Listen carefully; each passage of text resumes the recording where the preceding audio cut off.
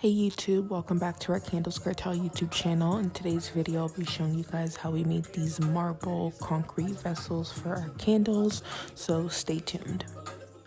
So starting off with the materials used in this video, my molds are from Modern Craft Lab, and for today's video, I'll be using my 8 ounce and my 10 ounce mold to make these candle vessels.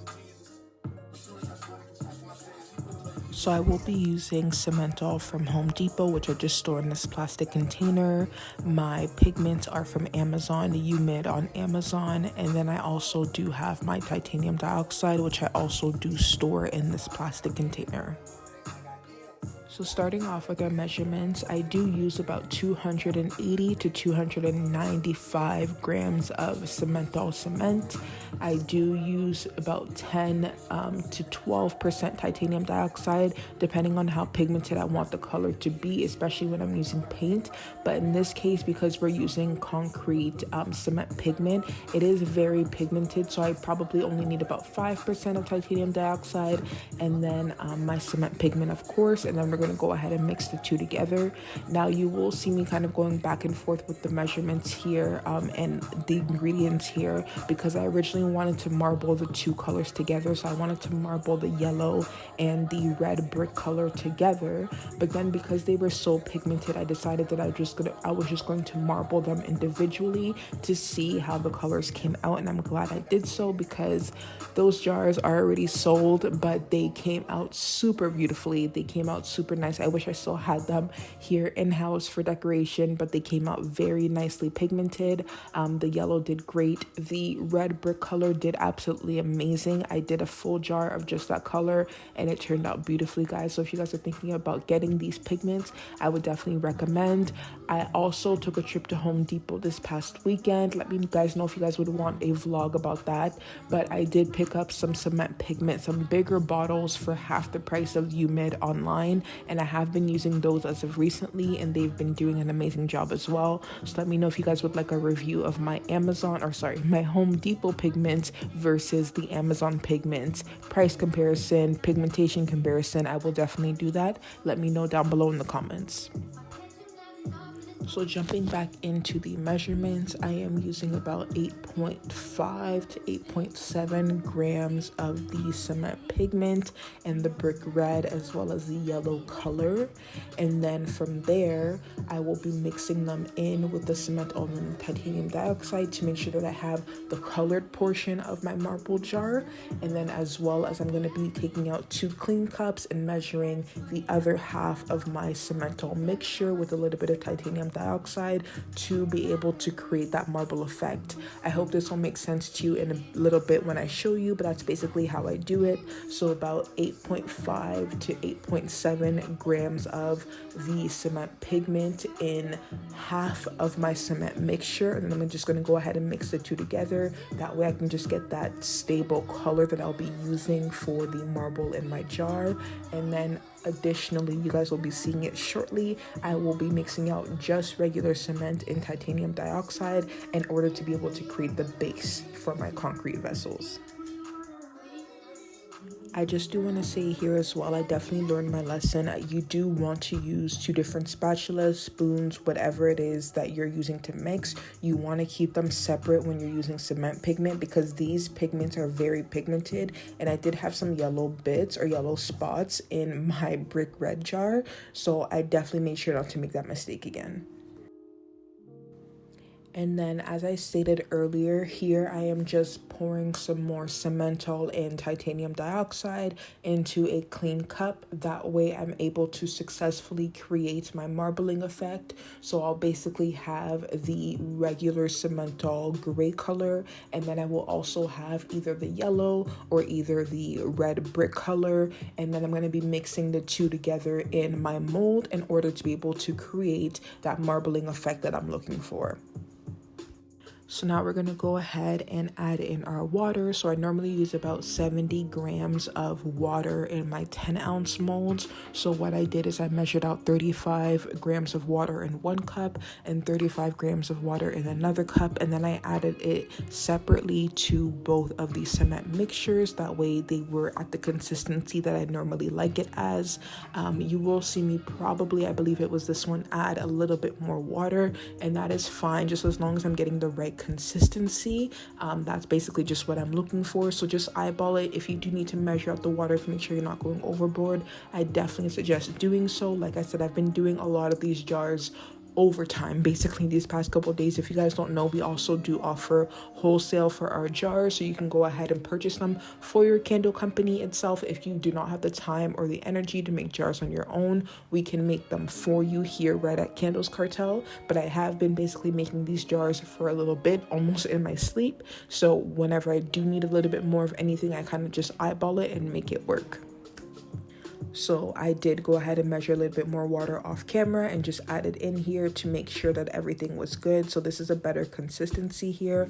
The cement pigment, just like the acrylic paint, will thicken up the paste quite a little bit. So that's basically what was going on here. And then because I was mixing so much of the yellow cement mixture, my regular cement mixture did kind of start hardening up as well. So I did go ahead and add the rest of the water that I had in the cup here in the regular mixture, and then I'm just going to go ahead and combine the two together and get my marble jar finally.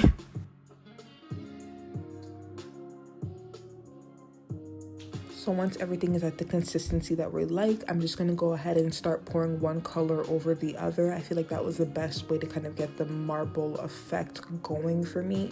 So literally a little bit of gray, a little bit of yellow, a little bit of gray, a little bit of yellow. I do feel like I could have maybe used a little bit more yellow, but I do definitely like the way that these jars are turning out.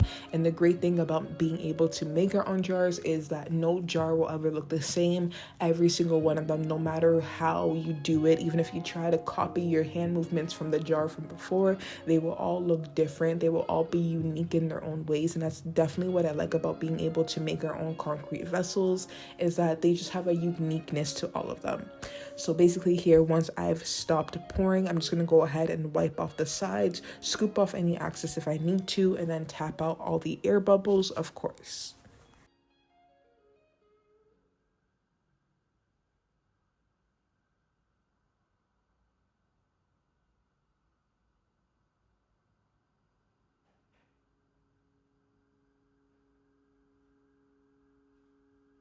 So once I feel like there are no more air bubbles left, we're going to go ahead and move this mold over to the side and then move over to our next jar. So I already had some leftover cement left in my cup. So what I did is just add another 35 grams of water and mix the two together to make sure that the cement had not hardened up completely and I can still reuse the leftover cement.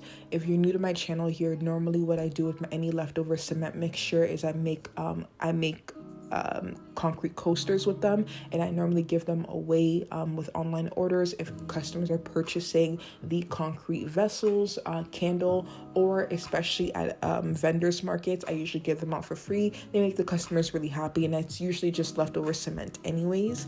But in this case, because I was working on another jar right after, what I did is just add some water to make sure that my cement had not hardened up fully, and then I just eyeballed the remaining amount of cement and added that in to make sure that I had the other portion of my marble jar mixture. Hopefully that makes sense. And of course, if you have any questions, please leave them down below.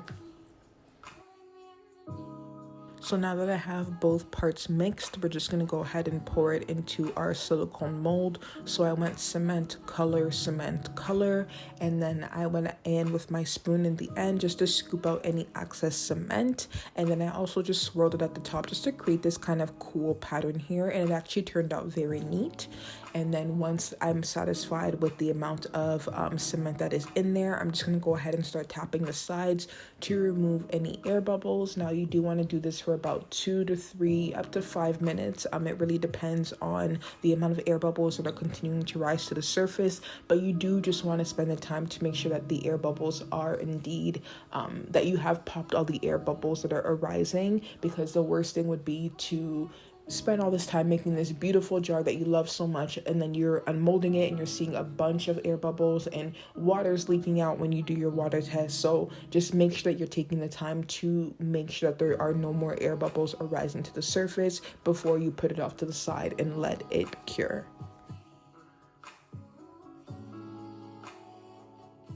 And once I've let them kind of cure for about 30 minutes each, I'm just going to go ahead and unmold them.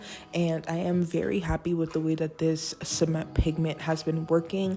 I don't know if I like the acrylic paint more or the cement pigment just yet. I'm kind of torn between the two because they both are working very well. I'm not going to lie to you guys, but this is how the cement pigment turned out. Turned out very nice and simple. And does anybody else have a hard time unmolding their jars? Sometimes I literally just feel like it's fighting with me. I kept snapping back on my fingers and just having to try a bunch of different ways to get this vessel out of its mold, but it did finally come out. And when it did, guys, doesn't this just scream like summer, spring?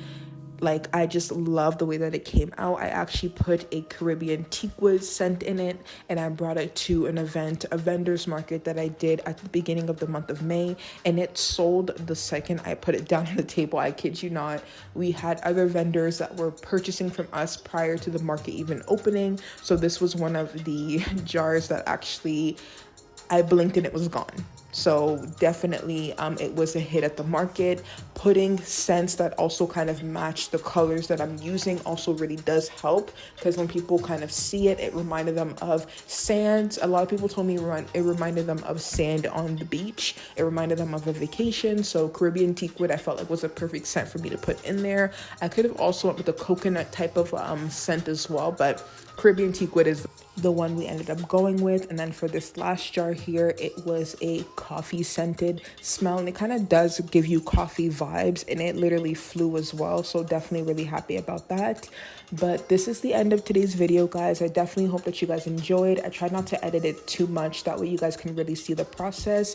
But make sure to like, comment, and subscribe if you haven't already. And thank you guys so much for coming back and tuning into our channel. See you in the next one. Bye.